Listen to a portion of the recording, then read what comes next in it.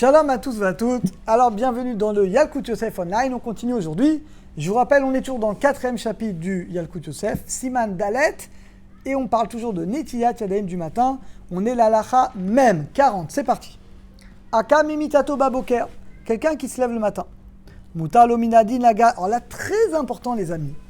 Alors, vous avez tous entendu plein d'avis contradictoires. Je vous posais une question très simple le matin. Est-ce que vous pouvez vous habiller, prendre votre douche, vous habiller, vous brosser les dents, avant de faire Netilat Yadayim? Alors, une petite introduction. D'après le Zohar, la Touma, c'est très grave. Je ne vais pas vous dire ce qui est écrit dans le Zohar, mais d'après le Zohar, c'est très très grave. On ne peut même pas marcher 2 mètres tant qu'on n'a pas fait Netilat Yadayim. Mais d'après la Gemara, le Shulchan Aruch, non.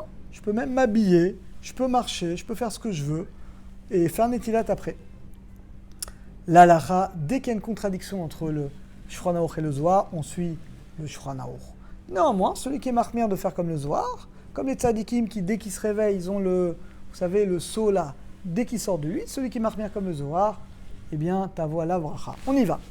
Akam imitato, celui qui se lève le matin, mutalo minadin laga bemal bushav, il peut toucher ses vêtements, s'habiller, kodem, même bien qu'il n'a pas fait Netilat Yadayim. Velachen, mutal ilbosh begadav, le Rav Yosef lui-même, il raconte dans Yabi Omer, lui-même s'habiller avant de faire Netilat Yadayim. Donc on a le droit de s'habiller, kodem chez Notel Yada, avant de faire Netilat Yadayim du matin. El Nachouch, il n'y a pas lieu de craindre le roi Touma. Au Beprat en particulier, Yesh Lakel, Bebegain Trichim, en particulier quand tu t'habilles avec les vêtements nécessaires. Vechal Moucha Begbara, et c'est une Gemara explicite dans Brachot, page 60. La Gemara dit que c'est permis. Vechen Kadvu Aposki, mais comme ça, le Rambam, le Roche, le Rif.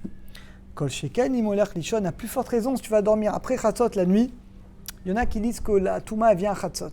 Si tu dors après, donc à minuit, regardez selon le pays où vous êtes, il y en a qui disent qu'il n'y a plus de Touma.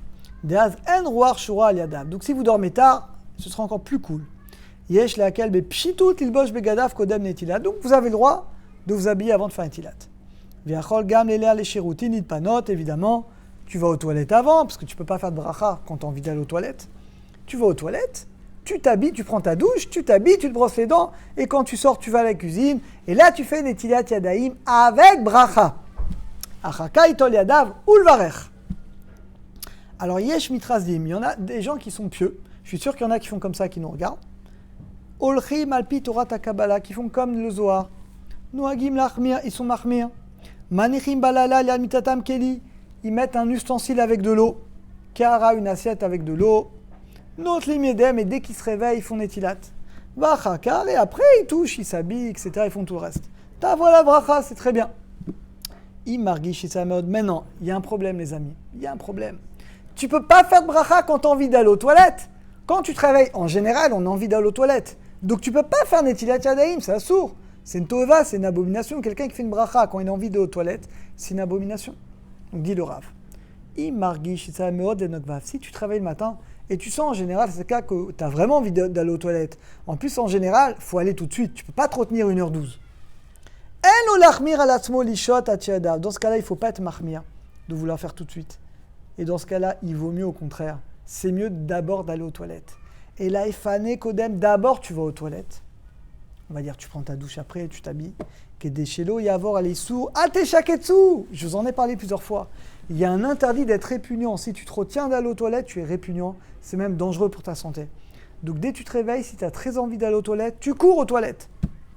Quand je dis tu cours, tu fais Modéani, évidemment, on l'a déjà dit. Tu mets ta kippa, Modéani, après tu vas aux toilettes. Ar, Iser, chez le gars, Bevarav, mais il ne faut pas toucher des parties du membre. Il ne faut pas toucher ses yeux, le nez, il ne faut pas toucher des orifices, ça peut être dangereux. Parce que tu as de la touma sur les mains.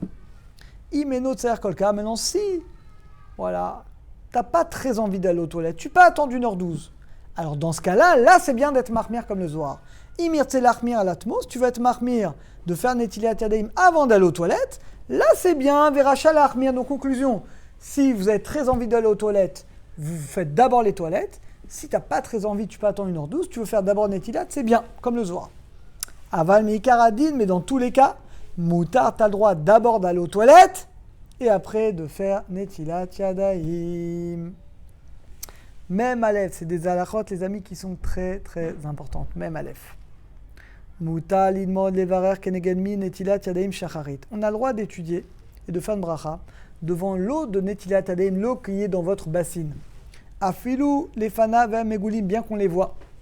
Omna midat rasidut, mais c'est mieux de les couvrir parce que c'est de la touma. Oulam en bezem, il n'y a pas d'interdit. Vim shafach alem revit maim, si tu as versé un petit peu d'eau, alors dans ce cas-là, aucun problème. Il n'y a même pas de mesure de piété de s'abstenir. Shara afilou keden miraglaim de sur l'ilmod levarek enegdam midin talmud. Même chazé shalom de l'urine, on ne peut pas étudier s'il y a une mauvaise odeur. Becholzot, si quelqu'un il a versé de l'eau dedans, moutard, on peut étudier. À partir du moment où il n'y a plus de mauvaise odeur. Aujourd'hui, encore une fois, à Baruch Hashem, c'est qu'un n'existe plus parce qu'on a tous des salles de bain, on a de l'eau à profusion. Kol sheken, à plus forte raison, tu mets un peu d'eau du robinet dans la bassine où il y a l'eau qui est impure, il n'y a pas de problème, tu peux prier étudier à côté. En isur baiser choum mekor, il n'y a pas de racine, il n'y a pas d'interdit écrit dans l'agma ou dans les poskim. Et no la midat rasidut, c'est qu'une mesure de piété. Bevadaï d'aller des bitou chez le révit. Donc quand tu mets révit, c'est bon.